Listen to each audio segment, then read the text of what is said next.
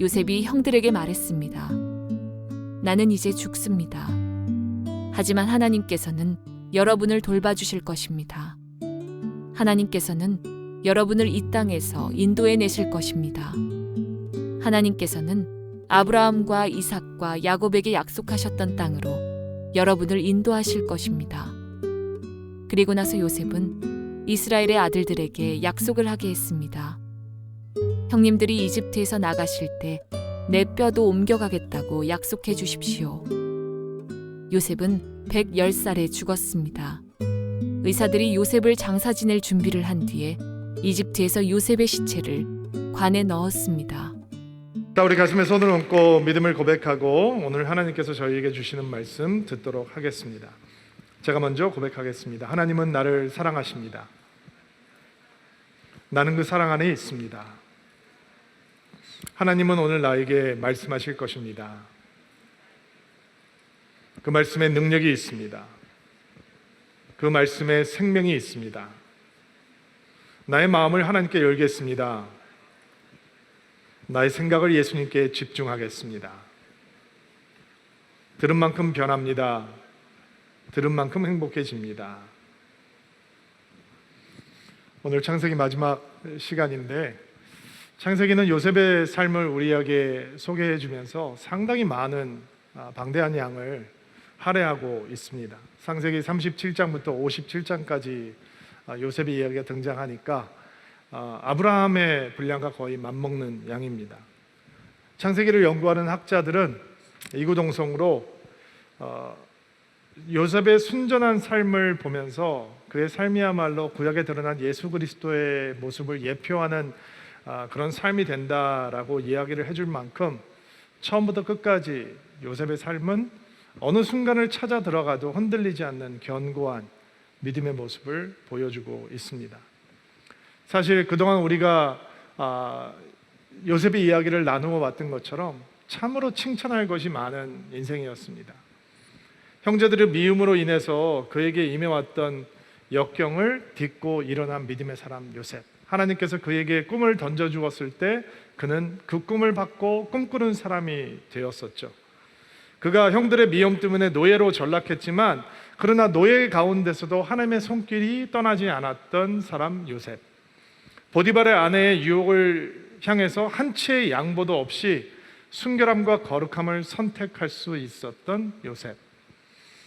억울하게 감옥에 들어갔지만 거기서도 하나님의 형통함을 경험할 만큼 흔들리지 않는 믿음을 가지고 있었던 요셉. 파라오의 꿈을 해몽함으로써 단번에 이집트의 총리가 되고 이집트에 임했던 가장 큰 풍령과 가장 큰 기근을 하나님의 지혜로 잘 경영했던 총리 대신 요셉. 이집트의 파라오에게 엄청난 부를 가져다 주었던 최고의 총리 대신 이집트의 권력자 바로 요셉. 그렇게 못된 형제들을 복수할 수 있는 힘이 있는데도 불구하고 너그러운 사랑으로 용서하고 그리고 그들의 구원의 통로가 되어준 요셉. 아버지와 그의 모든 자손들이 기근을 피해서 고센이라고 하는 풍요로운 목초지에 잘 정착하고 구원받을 수 있도록 도왔던 통로가 되었던 너그러운 요셉. 이집트에서 태어난 자기 아들들을 위해서 이집트의 권력을 대물림하는 대신 아버지에게 영적인 축복, 하나님의 축복을 구했던 요셉. 그를 칭찬할 수 있는 이야기는 참으로 많습니다. 그런데 믿음의 조상들의 대표적인 믿음의 모습을 소개하고 있는 히브리서에서 믿음의 사람 요셉을 이렇게 짤막하게 소개해 주고 있습니다. 히브리서 11장 22절 말씀인데요, 같이 한번 한 목소리를 읽어보겠습니다. 시작. 믿음으로 요셉은 죽을 때 이스라엘 백성이 이집트에서 떠날 것을 말하였고 자기의 시신을 어떻게 할 것인지도 얘기하였습니다. 너무 짧다고 생각하지 않나요? 그동안 우리가 요셉의 삶을 꽤 오랫동안 봐왔는데 우리가 요셉을 소개하더라도 할 얘기가 더 있을 것 같은데 아주 짤막하게 칭찬할 것이 이렇게 넘치는 요셉이라고 하는 사람의 믿음에 대해서 요셉의 믿음의 피크가 어디냐, 요셉의 믿음의 결정체가 어떤 것이냐 소개해 주기 위해서 히브리서는 이렇게 짤막하게 이야기하고 있습니다. 이스라엘 백성들이 이집트를 떠나게 될 출애굽의 사건이죠. 엑소더스, 대탈출의 사건에 대해서 말해 주었다라고 하는 사실, 그리고 자신의 시신을 이집트를 떠날 때 가지고 달라라고 당부했던 그 사건을 요셉이라고 하는 믿음의 사람이 보여주었던 최고의 믿음의 결정체다라고 소개를 해주고 있습니다. 오늘 우리가 읽었던 본문의 내용인데요, 창세기 50장 24절부터 26절의 말씀인데 같이 한번 한 목소리로 읽도록 하겠습니다. 시작. 요셉이 형들에게 말했습니다. 나는 이제 죽습니다. 하지만 하나님께서는 여러분을 돌봐주실 것입니다. 하나님께서는 여러분을 이 땅에서 인도해 내실 것입니다. 하나님께서는 아브라함과 이삭과 야곱에게 약속하셨던 땅으로 여러분을 인도하실 것입니다. 그리고 나서 요셉은 이스라엘의 아들들에게 약속을 하게 했습니다. 형님들이 이집트에서 나가실 때 내 뼈도 옮겨가겠다고 약속해 주십시오. 요셉은 110살에 죽었습니다. 의사들이 요셉을 장례 지낼 준비한 뒤에 이집트에서 요셉의 시체를 관에 넣었습니다. 자, 110세에 요셉이 죽는 것을 소개하고 있습니다.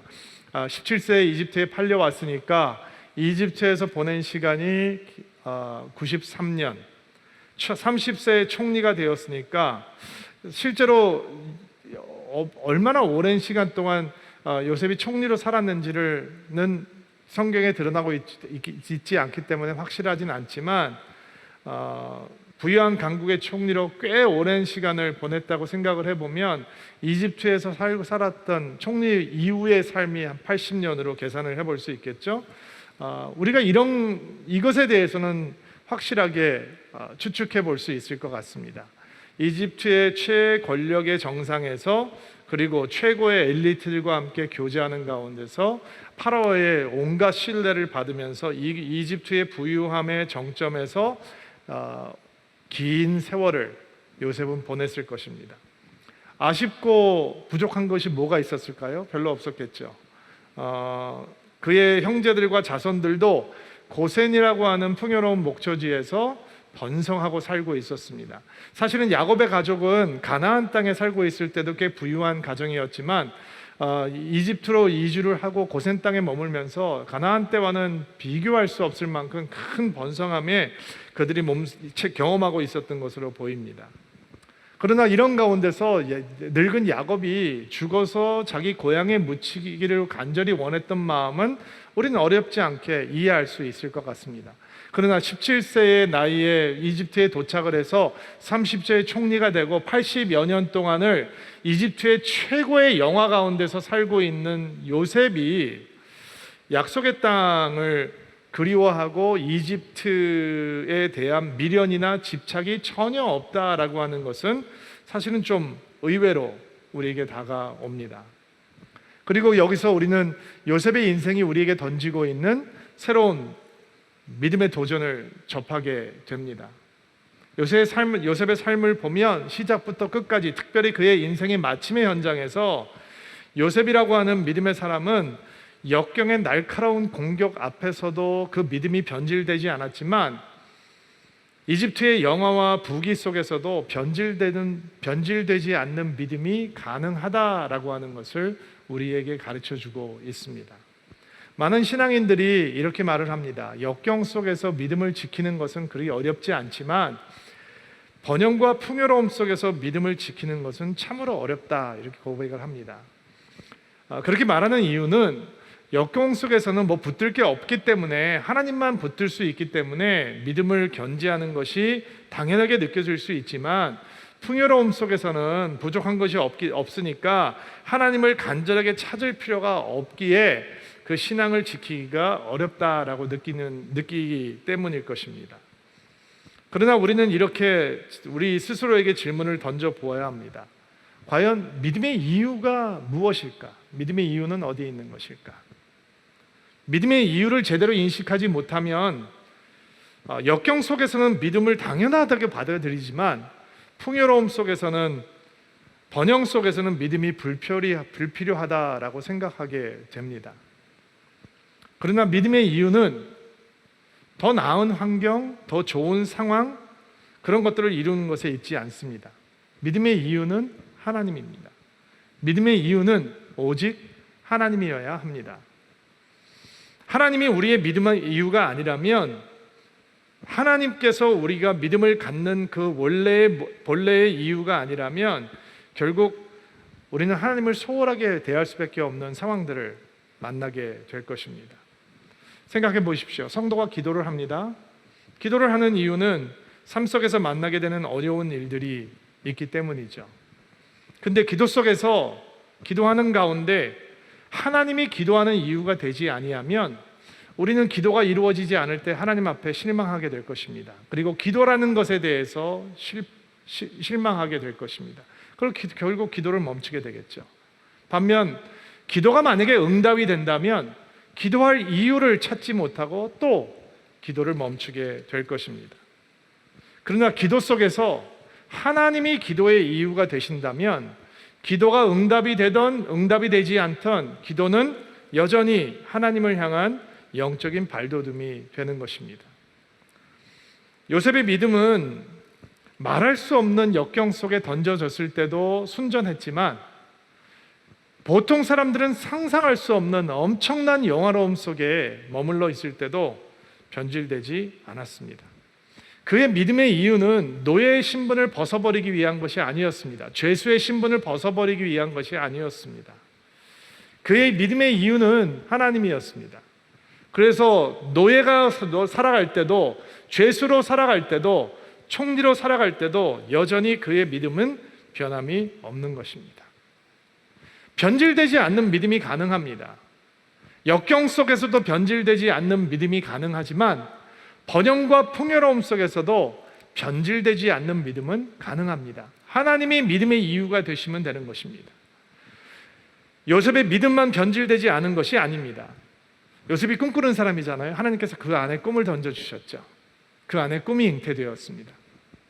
그 안에 있는 하나님의 꿈, 하나님의 비전, 하나님께서 주신 소망, 그것이 변질되지 않고 남아 있었습니다. 이집트의 영화로움이 요셉의 꿈을 바꿔놓지 않았습니다. 가나안에 있을 때도 요셉은 꿈꾸는 사람이었지만 이집트의 총리로 살아가며 영화로움 속에서 그의 인생을 마감할 때도 여전히 그는 꿈을 꾸는 사람이었습니다. 사실은 하나님께서 그에게 보여주셨던 꿈, 형제들이 그에게 엎드려 절을 하고 있는 그 꿈, 별과 해와 달과 그리고 11별이 그에게 절을 하는 꿈, 그 꿈을 이루어지는 것을 그는 몸소 체험했습니다. 그러나 그 꿈보다도 더 큰 꿈이 요셉의 가슴을 뜨겁게 하고 있었습니다. 그 꿈이 무엇이냐? 변질되지 않고 요셉 가운데 남아있던 꿈은 무엇이냐? 그것은 바로 하나님의 언약에 대한 꿈입니다.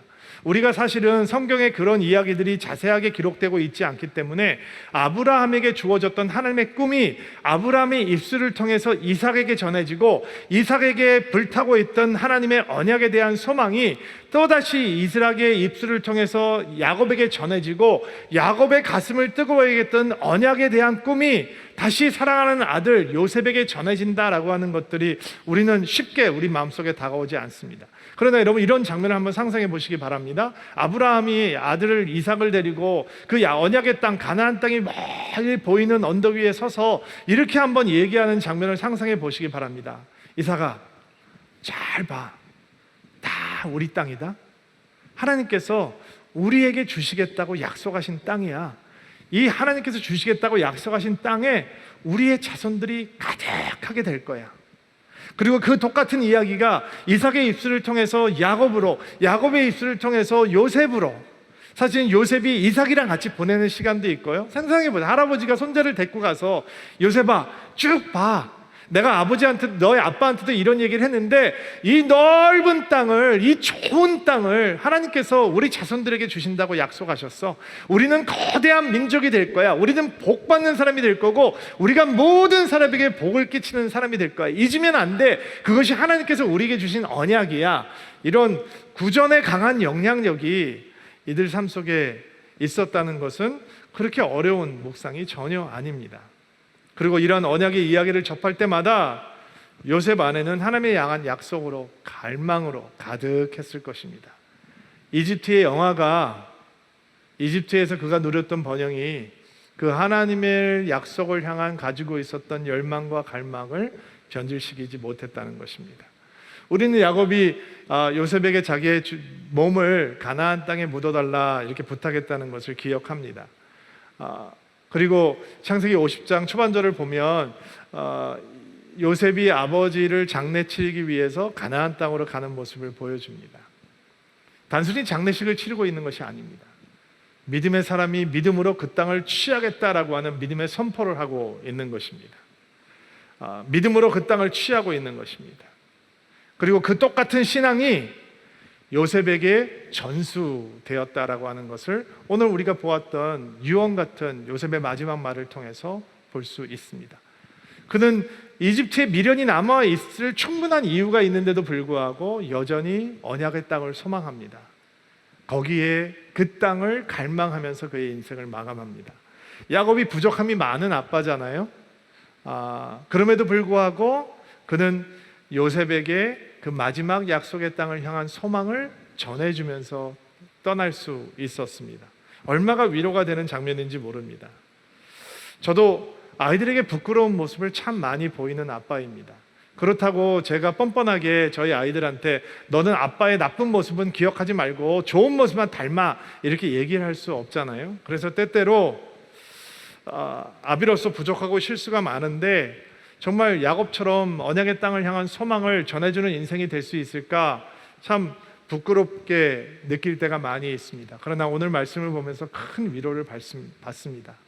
아비의 실수에도 불구하고 하나님의 선한 영향력이 그 다음 세대로 흘러갈 수 있다라고 하는 것을 보며 다시 한번 마음을 추스리게 됩니다. 그러니 여러분도 소망하실 수 있게 되기를 바랍니다. 우리가 연약하고 부족해도 부끄러운 모습을 종종 아이들에게 보여도 하나님의 언약을 향한 소망, 그것을 던져줄 수 있는 아비의 세대, 어미의 세대가 될 수 있다는데 큰 도전을 받으실 수 있게 되기를 바랍니다. 야곱이 요셉에게 던져주었던 믿음은 어떤 믿음이었습니까? 희망의 믿음입니다. 소망의 믿음입니다. 언약을 갈망하는 믿음입니다. 바람의 믿음입니다. 요셉이 이렇게 소망의 신앙, 바람의 신앙이 있었던 것은 혼자의 능력이 아니라 아버지에게서 전해지는 아름다운 은혜의 흐름이 때문에 가능했다라고 하는 것을 우리는 부인할 수 없습니다.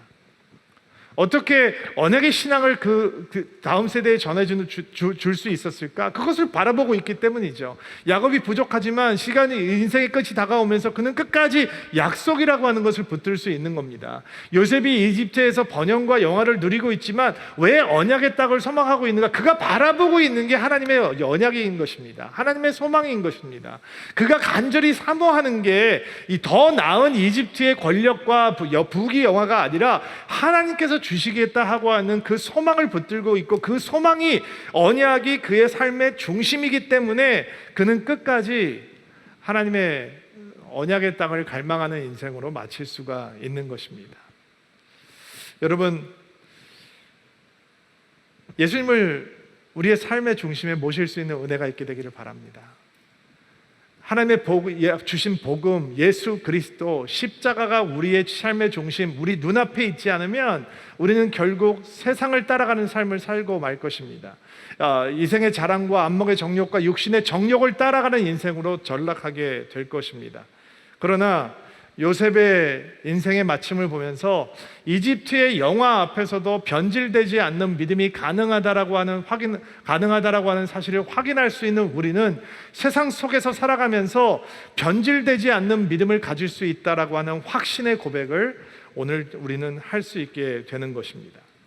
자, 이제 히브리서 기자가 왜 요셉이 이스라엘 백성들을 이집트에서 하나님께서 인도하실 것이다 라고 하는 사실을 말하는 것과 그리고 그때 나의 몸을 데리고 나의 뼈를 가지고 가달라고 하는 것이 이 요셉이 보여주는 믿음의 최고의 결정체인가 얘기하고 있는지 한번 묵상해 보려고 합니다. 먼저 아브라함에게 주어졌던 하나님의 말씀을 한번 보려고 하는데요. 창세기 15장 말씀인데 13절부터 16절 말씀 개역 개정판을 통해서 같이 한번 읽겠습니다. 13절 시작.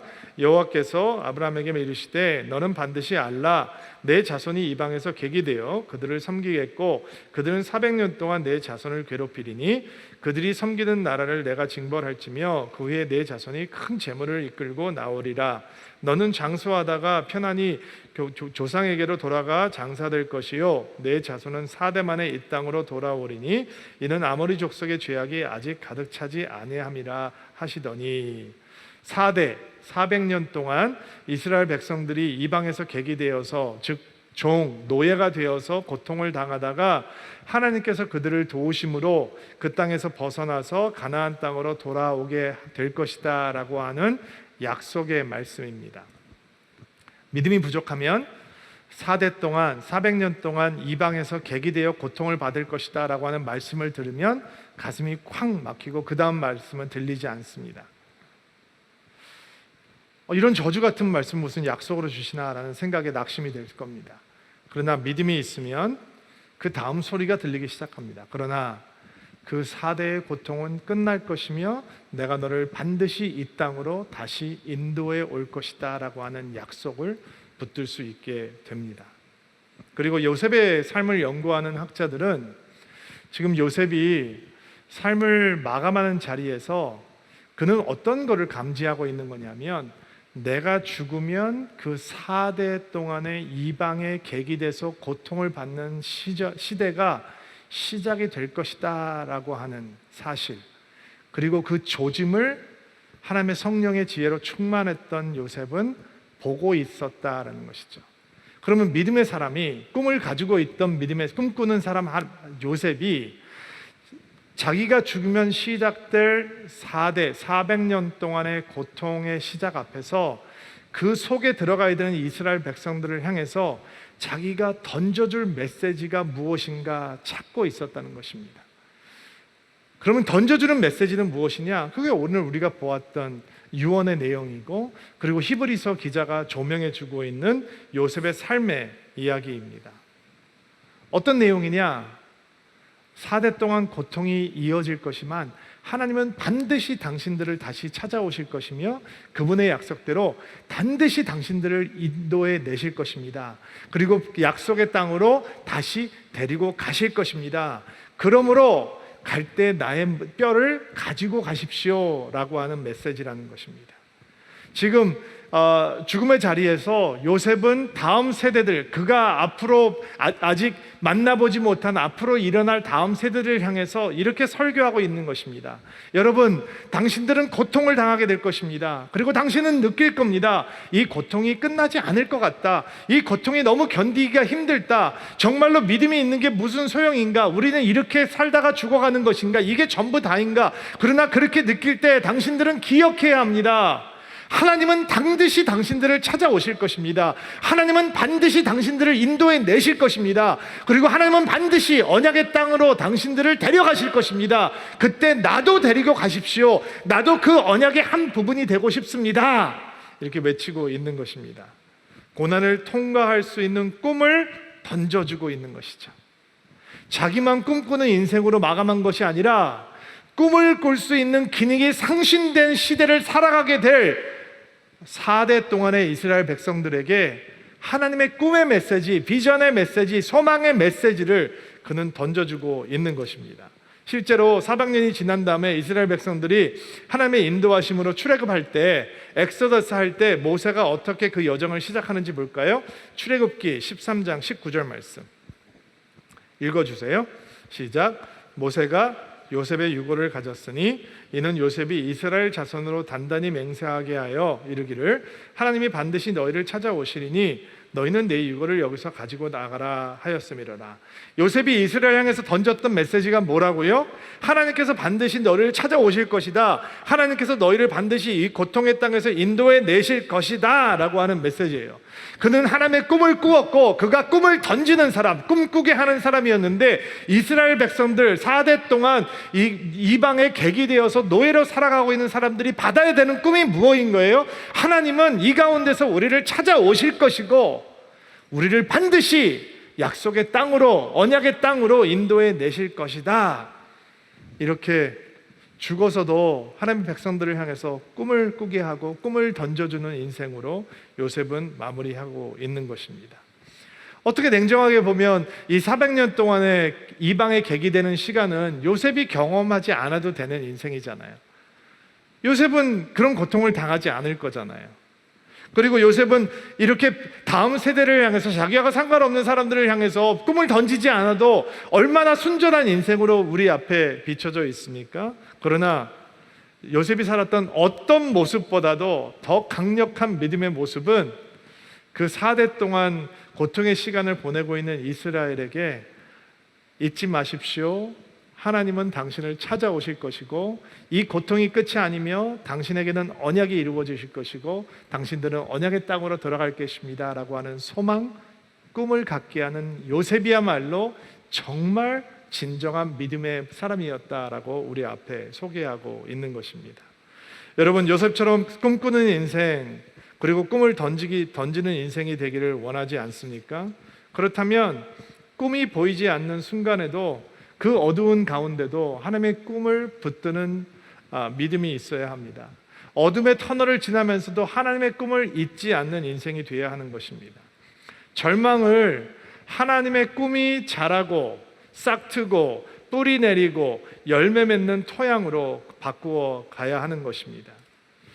역경을 견뎌본 요셉만이 역경을 지나고 있는 사람들에게 꿈을 던져줄 수 있는 것이죠. 여러분, 요셉이 노예로 살아갈 때 그를 견디게 했던 것이 무엇입니까? 그가 받았던 꿈입니다. 그 꿈을 이루게 하실 하나님을 향한 신뢰와 소망인 것입니다. 그렇다면 4대 동안 어둠을 지나가야 되는 이스라엘 사람들에게 누가 그것을 견디라라고 꿈을 던져줄 수 있습니까? 어둠을 먼저 지나가면 요셉이 아니겠습니까? 역경을 먼저 그 소망과 꿈과 비전을 붙들고 뚫고 나온 요셉이 아니겠습니까? 요셉은 인생의 겨울을 많이 겪었습니다. 그러나 겨울이 혹독할수록 이 봄에 피는 이 새싹의 색깔은 더욱 아름다운 것이 아니겠습니까? 코로나 시대를 지내고 있는 우리들을 생각해 보았습니다. 여러분, 예수님의 교회가 시작된 이후로 교회 예배가 멈췄던 적이 있습니까? 성도들이 함께 모이기를 포기했던 적이 있었습니까? 로마의 성도들은 황제들의 핍박을 받으면서도 카타콤이라고 하는 지하 동굴에 숨어들어서 함께 모여 예배를 드렸습니다. 소아시아 교회의 성도들은 핍박 때문에 갑바도기아 지하 도시를 만들어 놓고 함께 모여 예배를 멈추지 않았습니다. 흑사병으로 유럽 인구의 3분의 1이 죽어가던 때에도 우리 신앙의 선배들은 함께 모여 예배드리고 죽어가는 사람들을 돌보고 그 가운데 종교개혁이라고 하는 아름다운 족적을 남겼습니다. 이 땅에 전쟁의 총성이 가득했던 때에도 우리 신앙의 선배들은 함께 모여 예배하는 것을 멈추지 않았습니다. 그런데 이제 우리가 함께 모여 예배할 수 없는 상황이 우리 앞에 펼쳐졌습니다. 영적인 겨울입니다. 광야입니다. 개인적인 신앙의 여정에 있어서도 지금 힘든 시간이 되겠지만 교회라고 하는 이 땅에 있는 교회들에게도 참으로 견디기 어려운 시간이 되고 있을 겁니다. 탈출구가 안 보인다고 불안할 수 있죠. 그러나 우리는 정반대의 고백을 할 수 있습니다. 아무것도 보이지 않는 이때 언제 탈출구가 생길까 아무도 장담할 수 없는 이때 우리는 새로운 믿음의 소유자가 될 수 있다라고 고백할 수 있습니다. 어떤 믿음이요? 요셉과 같은 믿음이죠. 어둠을 겪을 다음 세대를 향해서 꿈을 던져줄 수 있고 소망을 얘기할 수 있고 약속을 얘기할 수 있는 믿음의 소유자가 될 수 있는 겁니다. 요셉이 먼저 역경을 그렇게 통과했기 때문에 이스라엘이 장차 경험할 소망, 어두운 속에서도 꿈을 얘기할 수 있고 언약을 얘기할 수 있고 소망을 얘기할 수 있는 것처럼 코로나 시대를 직접 경험하고 있는 우리들이기 때문에 우리는 함께 모일 수 없는데도 불구하고 다음 세대의 부흥을 얘기할 수 있고 부흥이라고 하는 하나님의 꿈을 말할 수 있는 것입니다. 함께 모일 수 없는데도 불구하고 여전히 교회는 세상을 향한 하나님의 소망이요 선물이라고 우리는 얘기할 수 있는 것입니다. 덕이 안 되는 교회들이 더 많이 드러나고 있는 상황에도 그러나 여전히 우리는 믿음의 소유자이기 때문에 세상 속에서 교회는 하나님의 소망이다라고 여전히 이야기할 수 있는 것입니다. 함께 모일 수 없는데도 불구하고 여전히 우리는 희망으로 가득한 미래를 말할 수 있는 것이고 함께 모일 수 없지만 여전히 우리를 통해서 세상에 하나님의 나라가 도래하고 있습니다 라고 하나님의 꿈, 하나님의 비전을 던질 수 있는 것입니다. 이렇게 어둠을 지나가 본 성도가 어둠을 지나가고 있는 사람들에게 꿈을 이야기하는 통로가 되는 것이죠. 만약에 우리가 요셉처럼 꿈꾸고 요셉처럼 꿈꾸게 하는 인생이 되기를 원한다면 눈앞에 드러난 환경이나 상황보다 하나님이 크신 분이다라고 하는 것을 경험해서 알아야 합니다. 만약에 우리가 요셉처럼 꿈꾸는 인생이 되기를 원한다면, 꿈을 던지는 인생이 되기를 원한다면 우리의 눈앞에 펼쳐진 절망적인 상황에도 불구하고 하나님은 선하신 분이다라고 고백할 수 있는 것을 경험해야 합니다. 그 신앙적인 체험이 없인 절대로 다른 사람들에게 꿈을 던지는 믿음의 사람이 될 수 없습니다. 요셉은 누구보다 잘 알고 있죠. 아무리 눈앞에 펼쳐진 상황이 나빠도 하나님은 그거보다 크시다. 아무리 절망적인 상황이 눈앞에 펼쳐지다 하더라도 나의 하나님은 선하시다. 관념적으로 아는 것이 아닙니다. 체험해서 아는 것이죠. 그렇게 다가올 4대의 고통의 시간에도 불구하고 하나님께서 그들을 인도해 내실 소망의 미래에 대해서, 소망의 미래를 향한 꿈을 던지는 사람이 되는 것입니다. 여러분, 이게 믿음의 사람들이 감당해야 될 역할입니다. 제가 미국에 처음 갔을 때 이민자들을 교회에서 만나보니까 공통점들이 있더라고요. 공통점이 뭐냐면 다 미국 올 때 400불 가지고 왔다는 거예요. 4,000불도 아니에요. 다 400불 가지고 왔다는 거예요. 결론은 뭐냐면 그렇게 작은 돈을 가지고 미국에 왔는데 하나님께서 돌보시고 이렇게 살게 됐다라고 하는 간증을 그렇게 하는 거예요. 제가 그런 얘기를 많이 들어서 그런지 저도 종종 저희 아이들한테 이렇게 간증을 할 때가 있습니다. 아빠가 결혼할 때 은행 잔고가 200불이었어, 이런 간증을 할 때가 있습니다. 엄마는 그거를 모르고 아빠랑 결혼을 한 거야. 그래서 엄마 믿음이 아빠 믿음보다 훨씬 좋아. 그리고 저희 할아버지 할머니 믿음이 그렇게 200불 잔고가 있는 나한테 딸을 주신 거니까 할아버지 할머니 믿음이 더 좋으신 거야, 이렇게 얘기를 할 때가 있습니다. 제가 그런 간증을 하는 이유가 뭘까요? 그냥 제가 무책임하고 대책 없는 사람이었다는 걸 강조하기 위해서는 아닐 거잖아요. 그렇기 때문에 엄마가 참 고생을 많이 했어 라고 얘기하기 위함도 아닐 거 아니에요. 저는 제 하나님에 대해서 얘기하기 쉽기 때문에 그런 얘기를 하는 거예요. 그런데 하나님께서 나에게 신실하셨어.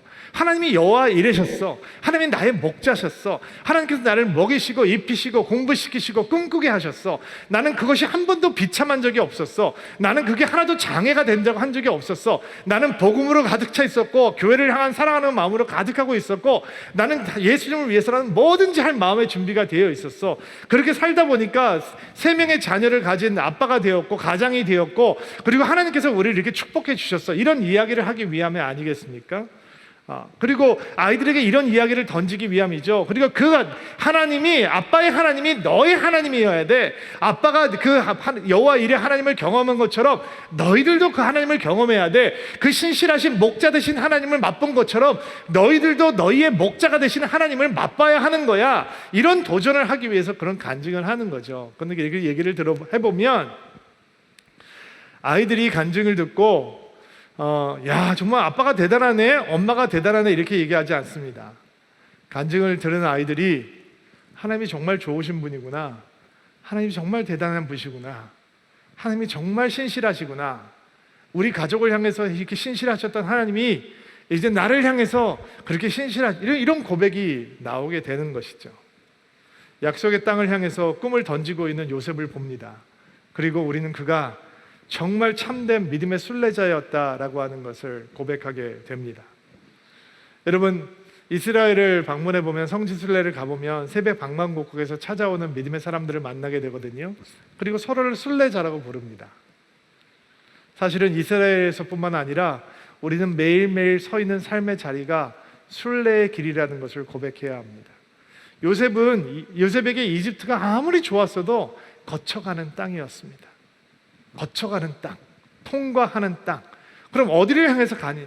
언약의 땅, 약속의 땅을 향해서 가고 있는 것입니다. 아브라함이 롯이 탐냈던 땅을 탐내지 않잖아요. 소돔과 고모라 땅을 탐내지 않잖아요. 소돔과 고모라에서 거두어들인 전리품들을 탐내지 않잖아요. 이삭이 척박한 산지에 머물면서 약속을 붙들고 있잖아요. 야곱이 자기에게 아무것도 이루어진 약속이 없는데도 불구하고 그 약속의 땅으로 돌아가는 것을 죽어서도 소망하잖아요. 그리고 요셉은 그 순례의 길을 가며 아브라함처럼 이삭처럼 야곱처럼 그 땅을 바라보고 소망하는 것입니다. 그래서 요셉은 거대한 무덤을 가진 사람으로 기억되게 보다 하나님의 언약의 땅이 있다는 사실을 알려주는 증거로 남는 인생으로 인생을 마감하고 싶은 겁니다. 만약에 그가 큰 무덤을 가진 사람이었다면 그의 흔적은 박물관에서 찾아보면 되겠죠. 그 무덤에서 나온 수많은 보물들을 박물관에 전시해 놓고 야, 요셉이 힘 있는 권력자였구나, 그리고 끝날 것입니다. 그러나 요셉의 인생은 그렇게 마무리되지 않습니다. 요셉의 인생은 여러분 잊으면 안 됩니다. 우리에겐 언약이 있습니다. 하나님께서 그 언약을 이루기 위해서 우리를 찾아오실 것이며 당신들을 그 고통의 땅에서 인도해 내셔 하나님께서 언약의 땅으로 인도해 주실 것입니다. 그것을 기억하기 힘듭니까? 고통의 무게가 너무 어려워서 힘듭니까? 그렇다면 증거를 드리겠습니다.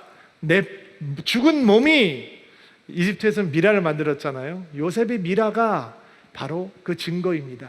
당신들이 이 땅을 떠날 때 내 뼈를 가지고 가주십시오. 끝까지 약속을 향한 꿈을 던지는, 소망을 던지는, 믿음을 던지는 인생으로 마감하는 것입니다. 여러분, 믿음의 사람들이 어떻게 그의 끝을 준비해야 하는지 큰 도전이 되고 큰 울림이 됩니다. 사람은 죽어서 이름을 남긴다면서요. 우리 이름 남겨봤자 무슨 소용이 있어요? 우리는 무엇을 남기는 인생이 되어야 합니까? 여러분, 바로 저기를 보십시오. 하나님의 언약이 있습니다. 그 언약이 보이지 않습니까? 그러면 내 인생을 보십시오. 내 인생을 보면 하나님의 언약이 있다라고 하는 증거가 될 것입니다. 이런 아름다운 믿음의 인생이 되기를, 요셉처럼 꿈을 꾸는 인생이 될 뿐만 아니라 다음 세대를 향해서 하나님의 꿈을 던져줄 수 있는 인생이 되기를 주의 이름으로 축복합니다. 같이 한번 기도하겠습니다. 자, 우리 각자 있는 자리에서 하나님께서 주신 말씀을 아멘으로 받으며 가슴에 안수하고 기도하기를 원합니다. 여러분을 축복하고 기도하겠습니다. 하나님, 이집트의 영화를 원하는 사람들이 얼마나 많은지 모릅니다. 이집트에서 누리는 영화를 꿈이라고 부르는 사람들도 많이 있습니다. 그러나 요셉을 통해 우리는 다른 꿈을 보게 됩니다. 하나님의 언약을 향한 꿈을 봅니다. 하나님의 약속을 향한 소망을 봅니다. 그리고 그 꿈을 전해주고자 하는 그의 열망을 배웁니다. 요셉처럼 하나님의 꿈을 던져주는 믿음의 사람이 되게 하옵소서. 우리를 만나는 사람들이 모두 하나님의 꿈을 꾸게 되는 거룩한 영향력이 되게 하옵소서. 죽음의 순간까지 하나님의 언약의 증거가 되기를 소망했던 순례자 요셉처럼 끝까지 예수님을 증거하는 순례자가 되게 하옵소서. 예수님의 나라를 꿈꾸게 하는 순례자가 되게 하옵소서. 이번 주도 주님 앞에 예배함으로 시작합니다. 삶의 자리에서 예수님의 손을 붙들고 동행하는 한 주가 되게 하시고 예수님의 이름을 부르며 승리하는 한 주가 될 수 있도록 도와주옵소서. 예수님의 이름으로 기도하옵나이다.